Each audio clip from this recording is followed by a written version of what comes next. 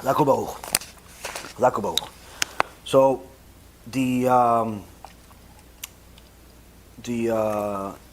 Sefer by Rabbi Yitzchak Blazer, the Talmid Muvak of Rabbi Yisrael Misalant, it's a book called Netivei Or, has a section by Rabbi Yitzchak Blazer, and then also the letters of Rabbi Yisrael Misalant.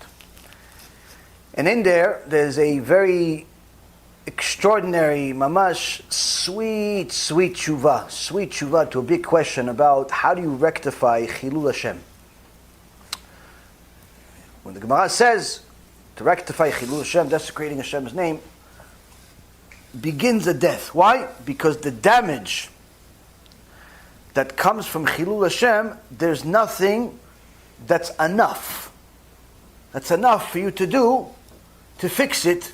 Pretty much, a person has to suffer if he does Chilul Hashem, because the damage is unlimited. We don't understand what unlimited means because we are limited. But when somebody, let's say for example, says something against Hashem, okay? Let's say like one of these foolish people that has a show or page against the Torah. They don't think it's a big deal. They make a joke of the Torah and so on. They don't think it's a big deal. But one day, a young man or woman is going to listen to one of these jokes, one of these insults, and that is going to cool him off or her off on their avodat Hashem. It's going to cool them off. They were really happy about being religious, happy about Hashem, but they heard this joke and they kind of found it funny and they kind of found it cool, and little by little they got cooled off a little bit. So now instead of being 100%, they're at 90. But now they're already on a downward spiral, and they told a joke to another person, and that other person wasn't at 100. That other person was already at 70, and now he's dropped to 50. And that person that's at 50 told another person that was already at 50, and that person became 0. And the damage continues where the desecration of Hashem's name has no limits. And simply why? Because now each person, as they go down, their mitzvot that they're doing become lesser, and also they do less mitzvot. Like the value of their mitzvot is not as good because they don't have the kavanah, but also they don't feel like doing certain things anymore. Somebody asked them for tzedakah, instead of giving them 20, they give them 2. Somebody asked them to come to the SHiur Torah, they ask them how long is the SHiur instead of where is it. Oh, if it's 2 hours, no, it's too long. I'm going to go to the 10-minute SHiur. And so on and so forth. Their avodat Hashem, their servitude of Hashem continues to decrease, and the damage from that is simply unlimited because it continues, where a never-ending domino effect. Hence the reason of why to pay the price for such a damage must begin in a different world. But then Rabbi Yisrael Misalant brings a Kiddush and he says to rectify Chilul Hashem can be done with Kiddush Hashem.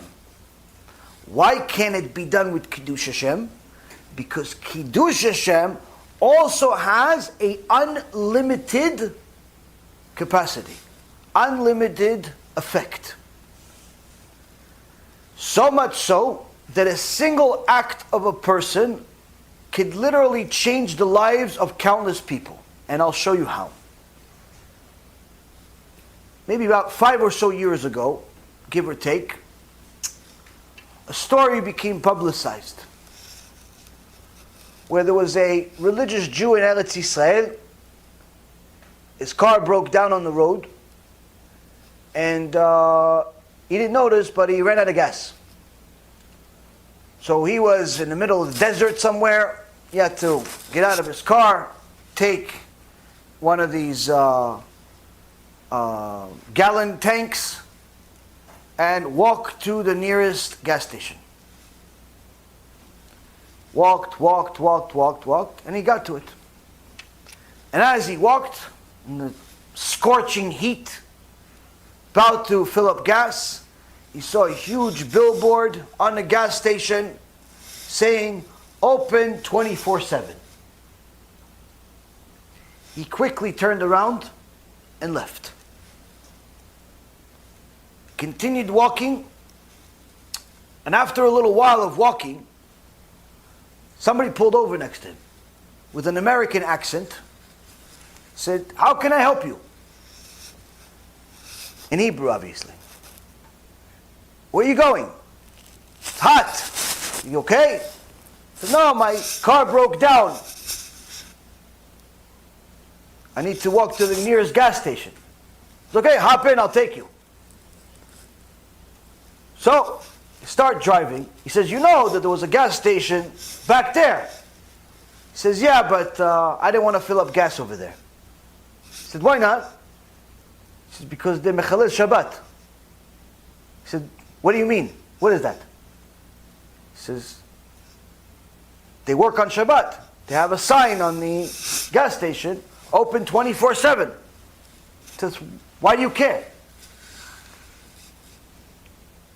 The guy was Jewish, the American guy was Jewish, but he didn't know anything about Judaism. And he was just simply visiting Israel. So the religious guy said, let me explain this to you.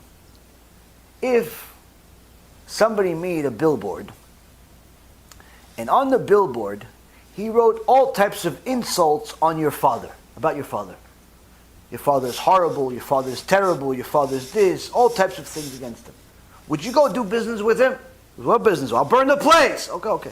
We don't burn places. We don't burn anything. But we don't do business with people that go and desecrate our Father in heaven's name. By them saying that they are doing business on Shabbat, the one day that HaKadosh Baruch Hu, b'chvodo u'be'atzmo, said he rested, and he wants us to rest, and he commanded us to rest, that's not just them violating Shabbat, that's them advertising their carelessness and despise of my Father in heaven. That's them advertising their insults publicly about my Father. I cannot bring myself to do business with them, even if that means I have to walk in a desert for several more miles. So the young man never really heard such a thing, but he said, okay, suit yourself, gave him a ride to the gas station, got the gas, drove him back, shtabach shimo.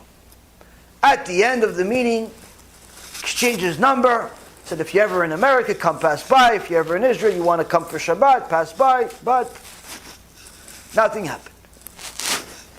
Years passed, and one day this avrech gets a phone call in his house. Yes, Rabbi such and such. Yes. Are you with Teudat Zeut, identification in Israel? This and this number? Yes. You live in this address? Yes. Okay, we need to see you at our office. What office? Our law office. We have a lawyer, we're lawyers. We need to see you at the office. Come to Tel Aviv. Why? Why do you want to see me? What happened? Well, there is a business transaction that we need to complete. No, maybe make sure. I don't do business. I learn Torah all day. I don't do business. Sir, it's worth it for you to come. No, but come on, I have to learn. Sir, it's just, you need to come. There's a serious, important thing for you to come. There's an inheritance here. Inheritance? Are you sure you're talking to the right person? I don't want to go spend 7 shekels on a bus, a couple of hours to Tel Aviv. I don't have that kind of time. It's worth it for you to come. Poor guy says, okay. Goes to the law office, meets the lawyer, shows him the ID, they confirm it's him. Said, okay, you have a inheritance, 10% of the inheritance of such and such person. He says, why? He says, that's where you were gifted. He says, but I don't know him. He says, well, he knows you. He says, who decided this? This person, you want to call him? Sure, let's call him. They call the number. Say, hey, how are you? I said, yeah, I'm fine, but who are you? He says, don't you remember me years ago? I'm the one that gave you a ride in the desert to the gas station. Oh, how are you? How you doing? He goes, what is this? He says, listen, my father, he died. And he left me some money, but he had a unique condition on his will. He said, give 10% to someone that cares about God. And I don't know anybody that cares about God. I'm a business guy. I don't know anybody. I do my thing. But then I thought, I can't get the inheritance until I meet this condition. And I thought, oh yeah, you know what? There's one guy that I know that cares about God. Why? Because he cares enough to go walk 5 more miles in a desert and almost put his life on the line just because some gas station works on Shabbat. That guy cares about God. And that's you. He says, thank you very much. What do I need to do? He says, no, just sit over there. The lawyer is about to give you a check for $1 million. You excuse me? What do you mean $1 million? That's the inheritance? He goes, no, that's your section. The inheritance was $10 million. You get 10%. He goes, no, you sure? It's a lot of money. I mean, I make $500 a month. That's enough. No. I don't know what $1 million is. Because it's not even enough for you. You care about God. You deserve more. And this Avrech Rabotai Karim got $1 million. Why? Cares about God. Now, of course, the $1 million is nothing. Nothing in comparison to what he's going to get in Olam HaBa. Not only for sanctifying a Kadosh Baruch Hu's name when no one was watching. No one was watching him walk away from the gas station. He never knew that anyone would identify him walking away. No one was there to witness it. It's not like a story he could tell his friends, oh yeah, I was in the desert and the guy was working on Shabbat and I said, no, I'm going to walk another 5 miles and put my life on the line. No one would see it. No one would know it. No one would believe it if you didn't hear it today. It was a Kiddush Hashem at the highest level, but you know what? That Kiddush Hashem doesn't end. You know why? Because that Kiddush Hashem led to the other guy. And the other guy saw it. And the other guy ended up understanding what caring about Hashem is. And then the other guy ended up doing a mitzvah of helping a ben Torah learn Torah. But that's not even it. Today, years later, you're all learning from it. You're all learning that HaKadosh Baruch Hu b'chvodo b'atzmo, him himself, is watching everything. And he doesn't stop paying reward for people that sanctify his name. So that little walk away from the gas station, that Kiddush Hashem has no limitation. And just like that Kiddush Hashem has no limitation, Chilul Hashem has no limitation. And that's why Rabbi Yisrael Misalant gives a Chidush. He says the only way to fix Chilul Hashem that has no limitation is Kiddush Hashem with no limitation. Why? They both simply are the only thing that could be something that match each other. The only thing that can match each other. Because nothing else is unlimited like it. This is why, Rabotai, we try to do as much as possible, Kiddush Hashem, any opportunity that we can. But again, it's not an easy mitzvah. It's not an easy mitzvah. The Chachamim, not all of them will have the same opinion on every single thing. Some people, some Chachamim, will outright say that yes, the Chilul Hashem, even the Kiddush Hashem, is not going to fix it. It's not going to fix it. Chilul Hashem will have its punishment, Kiddush Hashem will have its reward. This is not accepted by everyone. But Rabbi Yisrael Misalant, many of his followers, many of the rabbis that he learned from, of course, many Chachamim said the same exact thing. Said, yes, this ze keneged ze bara Elokim. Because the Kadosh Baruch Hu is not looking for ways to punish us. He's not looking for ways to get back at us. So if we have an opportunity to fix something that we did, of course He's going to give it to us. So that's the dot. So yes, you're going to have some Chachamim that say that no, this one gets his reward, this one gets his punishment, but you're going to have also Chachamim that you can rely on, like Rabbi Yisrael Misalant, his Talmidim and his rabbis and so on, that will say that yes, this can actually wipe out that. And that's also some of the things that I learned myself. Next question. B'Shem Hashem Na'aseh v'Natzliach, we're very excited to offer you the new Bezrat Hashem app 3.0. It's a newer, faster app, full of Torah, lots of Kedusha by the shiurim that we do, myself, Rav Ephraim, Rav Chaim, where you'll have also newer features where you're able to use the app while you're using other applications on your phone. You'll be able to share the lectures directly from the app. You'll be able to donate online and support our Kiruv and our Torah work that we're doing.